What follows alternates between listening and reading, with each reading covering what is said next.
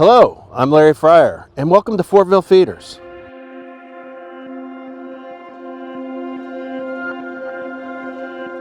Fortville Feeders is the premier parts handling and feeding system in North America.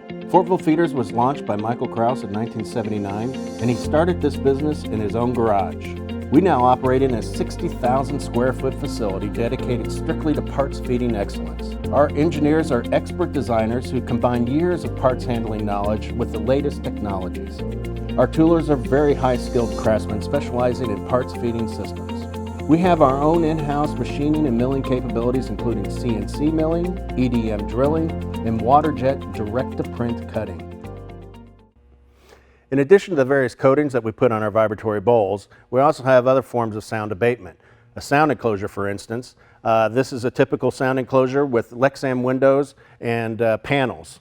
This door here has the hush cloth on one of its dead panels. You can see a 2-inch thick hush cloth here. We also have 4-inch thick hush cloth, depending on the sound level that we're trying to deaden.